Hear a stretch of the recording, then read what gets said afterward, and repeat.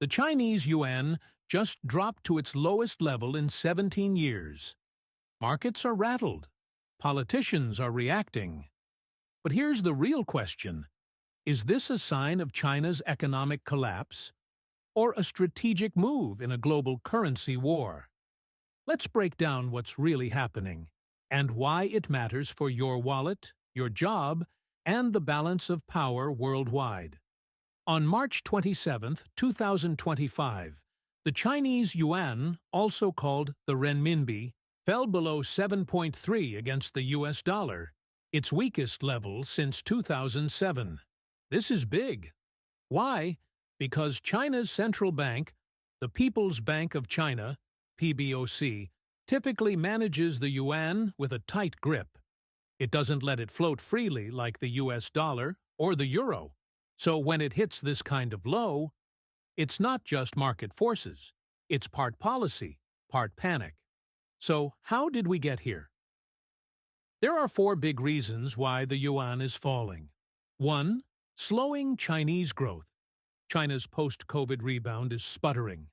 Factory output is sluggish. Youth unemployment is rising, and consumer confidence is low. Foreign investors are pulling out, and that weakens the yuan. Second, U.S. interest rates. While the U.S. Federal Reserve keeps raising rates to fight inflation, China is cutting rates to stimulate its economy. This interest rate gap pushes money away from China and into U.S. assets. Third, property sector crisis. China's massive real estate market, once a growth engine, is now a debt trap. Developers like Evergrande and Country Garden are in crisis. Confidence is eroding, and the yuan is paying the price. Fourth, PBOC's strategy. Here's the twist. Some analysts believe the PBOC is letting the yuan weaken on purpose, to boost exports and support Chinese manufacturers in a tough global environment. So, is this a sign of weakness, or a calculated tactic? This yuan drop isn't just a China story. It has global implications. In the U.S., a weaker yuan makes Chinese goods cheaper. That's good for American consumers, but bad for U.S. manufacturers, who now face stiffer price competition. In Europe and Asia, exporters are sweating. A weak yuan puts downward pressure on other currencies like the euro, yen, and won. Countries may be forced to devalue in response, risking a currency war. In emerging markets, many nations owe debt in dollars. If the yuan keeps sliding and the dollar stays strong, the pressure on developing economies will intensify, leading to tighter financial conditions and slower growth. In global markets, stocks could rise on cheap Chinese supply, or fall if this is seen as a sign of deeper instability.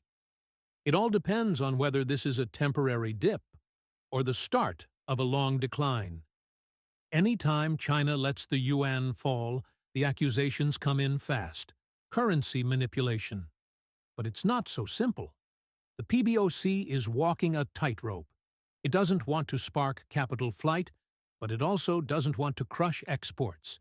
So it uses a mix of tools: daily reference rates, state bank intervention, and capital controls. In fact, Beijing has recently been trying to stabilize the yuan, even as it lets it drift weaker. It's not a free fall, it's a managed descent.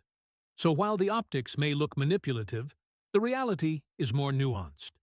Here's what we need to watch next. Capital flight. If investors lose faith, they'll move money out, hurting China's stability. U.S.-China tensions. A weak yuan could reignite trade war rhetoric in Washington. Debt crises.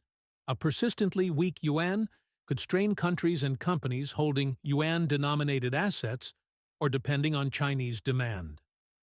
Inflation re-imported. If Chinese imports get cheaper, global inflation might dip. But that also masks deeper structural issues in China's economy. This isn't just abstract policy. It could hit your life directly. Your portfolio, if you own international stocks or ETFs, currency shifts can move your returns. your job. If you work in manufacturing, logistics, or commodities, a weaker yuan may shift global trade flows and margins. Your bills. A cheaper yuan could lower the cost of goods, but also signal global slowdown risks that ripple back into consumer prices. In short, even if you've never touched a yuan in your life, its movement could ripple through your finances.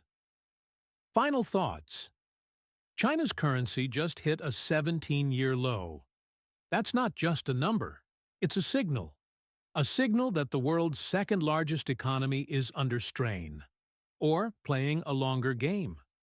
Either way, we're entering a new phase of global finance, where currency policy, economic weakness, and geopolitical strategy all collide.